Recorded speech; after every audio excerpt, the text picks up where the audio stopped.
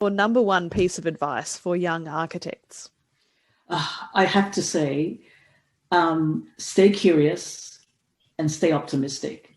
And you can't solve the problem yourself. What is actually really difficult for everyone is less so for Canberra, but certainly, or New South Wales, but certainly in Victoria.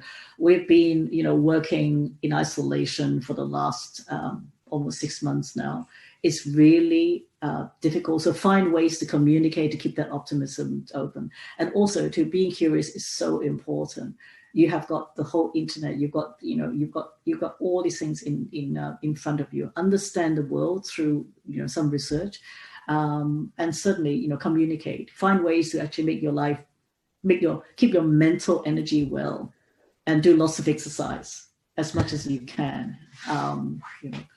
And the wellness exercise is important. Be it swimming, running, walking. Walking is actually it's one of the great thing during the pandemic.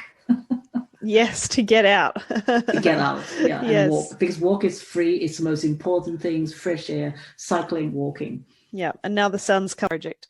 What's your number one piece of advice for young architects? Oh, that's a hard one. Gosh, how would I summarize that? Well, I think listening. I think be a better listener would be my number one piece of advice is, and I wish that somebody had said that to me early on. I wish that someone had said, observe more and be comfortable with just observing and listening and watching and seeing what happens around you. Because I think as a graduate, we go into these jobs and we just feel this immense amount of pressure to perform and to be, we think we come out of university ready to go and what we need to do. But I think we need to feel as though it's okay to just listen and observe and watch what people do and take note of what people do. Because you're also at a point where you're trying to make your identity and decide who you are as a professional. What do you believe? What is the things that you are designing for? Why are you an architect? All those sorts of things. And the more you listen and observe people, the more you can form a very well-rounded opinion, I think, and it makes you a better designer. And I'm still, as a designer now, figuring that out. It just takes a long time sometimes, I think. Justine, we finish every interview with, what is your number one piece of advice for young architects? Oh God, haven't I done that? I think you did, but maybe you could summarize that. I think just kind of try and stay open-minded about what you might do and where your skills might be useful. And stay sort of positive and confident, and also stay humble at the same time. Awesome.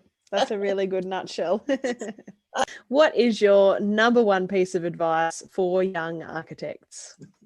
This is not so much for the registration process. This is a broader question than that. Look, if you're really interested in a long-term outcome of, the quality of architecture, and you believe you can contribute to that, my one piece of advice is to get involved. And I mean that in terms of just getting involved with, your architectural studies, and then through your registration process and into whatever form of employment or practice you can. But it's wider than that. It's to get engaged with your entire professional industry, the construction industry, and the community. Because what we're really looking at ultimately is that, my belief about the diminishing reputation of architects, if it is there, is sort of giving away levels of responsibility and not really fighting for those, not having the leadership qualities and the confidence in your abilities to hold your ground on some really important ethical and value-based positions. So you will have a much better standing and being much more convincing if you have a really broad connection with all of that, and you understand really broad issues and context, and come up with a position that's evidence-based, well articulated, and you stand up and say that, advocate for that.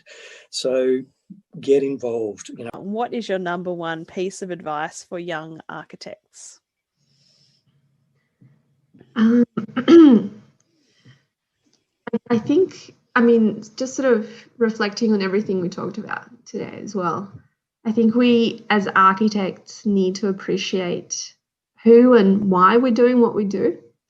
And it's for the ultimately, it is for the betterment of our society. We can create that beautiful building. We can, make it sculptural and stunning, but it's really important to appreciate that how that piece of architecture is going to contribute to society more greatly. So that's what I would think about, not just your end user who's going to use that building, how they're going to enjoy it, but how that building is going to shape perhaps things like national identity. Yeah. What's your number one piece of advice for young architects? What did I write back to you? It was about, I'll try and, sorry, I don't have a formulated response. Let me think about this. Without sounding too much like your mother, try not to worry too much about where you are right now in this crazy world that we're in. If you are doing study, then focus on the study and enjoy the work. Get into the work because it can make you happy. If you've got a job and it's okay, then focus on the job and get into the work and enjoy the work. I think sometimes we can worry too much about everything around us, and that can cause us, distress. So it's good to plan ahead and think about ahead, but if ahead is so uncertain that you have no idea what's going to happen in 3 weeks' time, then try and focus on what's immediately in front of you, because that's the bit you can control and do well at. There you go. Yeah.